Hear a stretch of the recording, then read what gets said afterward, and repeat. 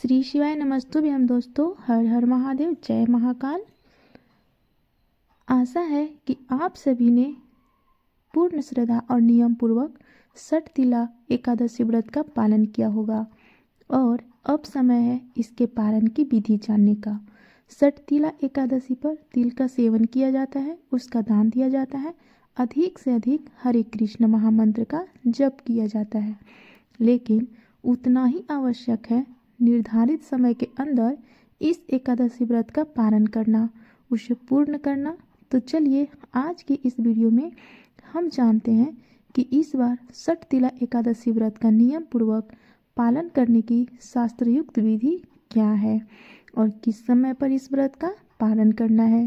तो आइए आज का षटतिला एकादशी पालन विधि वीडियो आरंभ करते हैं।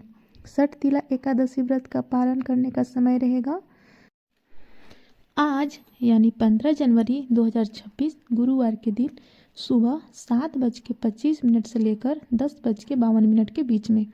इसी समय के अंदर आपको षटतिला एकादशी व्रत का पालन करना है।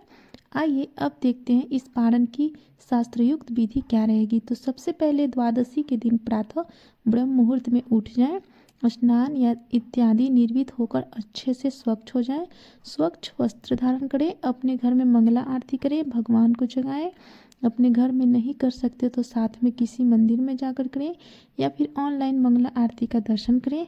उसके बाद तुलसी देवी की पूजा आराधना करें, उन्हें प्रणाम करें, उन्हें जल अर्पण करें, उनकी प्रदक्षिणा करें। और याद रहे द्वादशी के दिन हम तुलसी पत्र नहीं तोड़ते हैं, इसलिए अगर आपको भगवान को भोग लगाने के लिए तुलसी पत्र की आवश्यकता है तो उसे एक दिन पहले ही तोड़कर रख लीजिए। तुलसी महारानी की सेवा पूजन करने के बाद अब उनके समक्ष बैठकर हरे कृष्ण महामंत्र का जप कीजिए।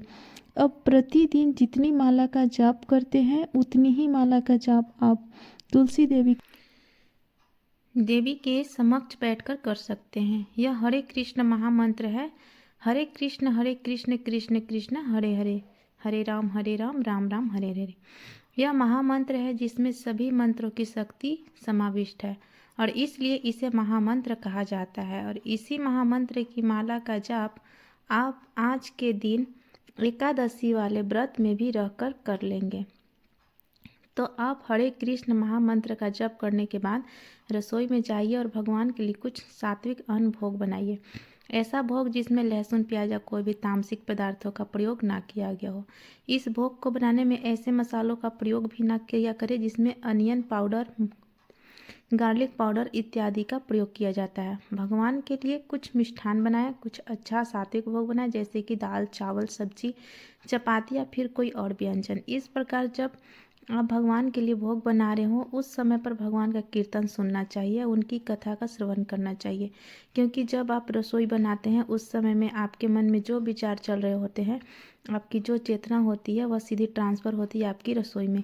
यानी कि आप जो भोजन बना रहे हैं उसके अंदर अगर कोई व्यक्ति गुस्से में आकर भोजन बना रहा है तो उसका वैसा ही परिणाम उस भोजन को खाने वाले पर होगा।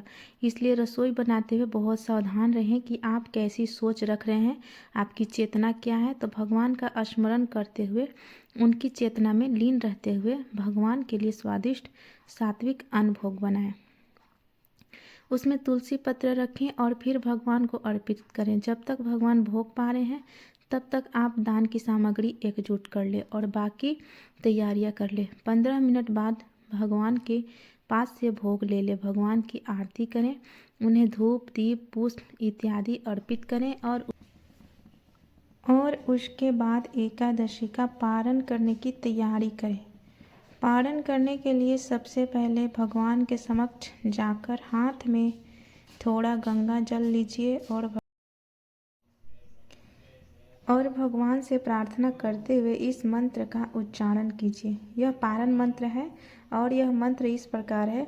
ज्ञानतिरंधशय वतेनाने न केशव प्रसिद्ध सुमुख नाथ ज्ञान दृष्टि प्रदो भव। इसका अर्थ है, हे केशव, मैं ज्ञान रूपी अंधकार से अंध हो रहा हूँ। इस व्रत द्वारा प्रसन्न होकर मुझ पर कृपा कीजिए और मुझे ज्ञान तथा भक्ति रूपी नेत्रदान प्रदान कीजिए। इस प्रकार भगवान से प्रार्थना करके अब अपने घर में किसी वैष्णव को या ब्राह्मण को आमंत्रित कीजिए भगवान को जो भोग लगाया था उसी में से अन्न प्रसाद उनको अर्पित कीजिए। वह संतुष्ट हो जाए तब तक उन्हें खिलाइए और उसके बाद अपनी क्षमता अनुसार कुछ दान दक्षिणा दीजिए। इस प्रकार अगर आप घर पर बुलाकर किसी को अन्न प्रसाद नहीं दे सकते हैं तो आप मंदिर में जाकर भी भगवान का भोग प्रसाद दे सकते हैं और दान दक्षिणा दे सकते हैं। अगर आप भोजन प्रसाद भी नहीं दे सकते हैं तो कम से कम अपनी क्षमता अनुसार मंदिर में जाकर कुछ न कुछ धन या लक्ष्मी अवश्य देकर आना चाहिए। अगर आप बाहर मंदिर में जाकर भी दान नहीं दे सकते तो आप ऐसी किसी संस्था में दान दे सकते हैं जहां पर आपको विश्वास हो कि यहाँ पर दी गई लक्ष्मी का प्रयोग अच्छी चीज़ के लिए होता है, सनातन धर्म के लिए होता है। अगर आपकी इच्छा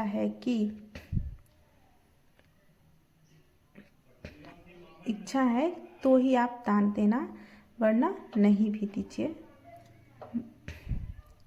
और अगर आप वैसे किसी संस्था में भी दान देने का मन नहीं है तो आप उस दान की लक्ष्मी को निकाल करके कभी साइड में रख लीजिए। अगली बार भी आप कभी भी मंदिर जाएं, ऐसी जगह पर जाएं, गौशाला में जाएं, वहां पर जाकर के यह दान की राशि दे सकते हैं। अब समय है आपका स्वयं पारण करने का। पारण करने से पहले भगवान से प्रार्थना कीजिए, उनसे क्षमा याचना कीजिए और इस प्रकार कहिए, हे परम भगवान श्री कृष्ण, मैंने अपनी सीमित बुद्धि और शक्ति द्वारा इस एकादशी व्रत का पालन करने का प्रयास किया है। इसमें मेरे द्वारा हुई जाने और अनजाने में जो भी त्रुटि है उसे आप कृपया करके क्षमा कर दीजिएगा और मुझे आपकी शुद्ध भक्ति में सेवा प्रदान कीजिएगा। इस प्रकार कहकर अब आप किसी भी अन्न प्रसाद के साथ अपना व्रत तोड़ सकते हैं। सबसे पहले भगवान को अर्पित चरणामृत ले सकते हैं या फिर भगवान को अर्पित जल ले सकते हैं और उसके बाद जो उन्हें भोग लगाया था वह अन्न प्रसाद ले सकते हैं। अगर आप एकादशी का व्रत संपूर्ण निर्जल रखते हैं तो अगले दिन आपको पानी के साथ या भगवान के चरणामृत के साथ पारण करना चाहिए।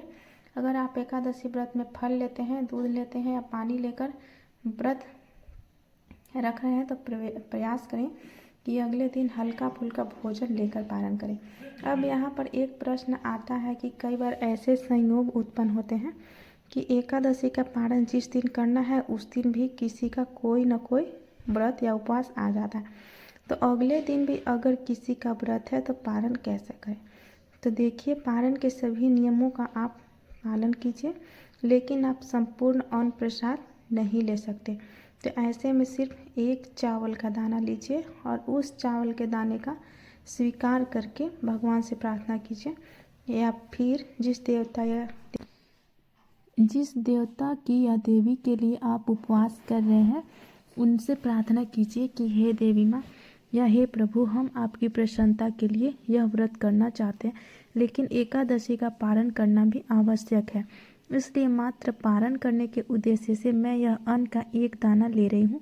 इसे आप मेरे अपराध रूप में मत लीजिएगा और मेरे आज के व्रत का भी स्वीकार कीजिएगा।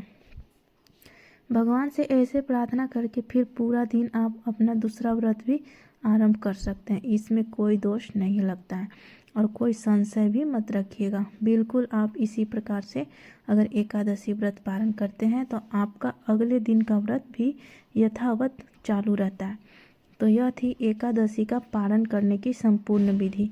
हमें आशा है कि इसमें आपको उपयोगी जानकारी प्राप्त हुई होगी। अगर ऐसा है तो इस वीडियो को लाइक करके सभी को शेयर कर दीजिए जिन्होंने एकादशी व्रत रखा है या जिनके मन में यह प्रश्न है। और अगर आपको लगता है कि हम अपने चैनल पर प्रमाण रूप से सनातन धर्म का प्रचार कर रहे हैं बिना किसी मिलावट, सीधे शास्त्रों से, तो आप हमें इस कार्य को आगे बढ़ाने के लिए अपना एक कमेंट और लाइक ज़रूर भेज दीजिएगा।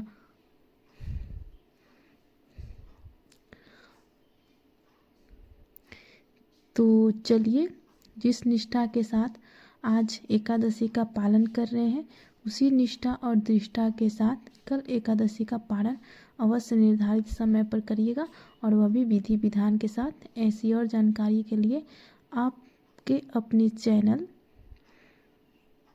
भक्ति चैनल विथ रिया गुप्ता के साथ जुड़ सकते हैं। तब तक के लिए जय श्री कृष्ण, राधे राधे। धन्यवाद। हरे कृष्ण कृष्ण कृष्ण हरे हरे।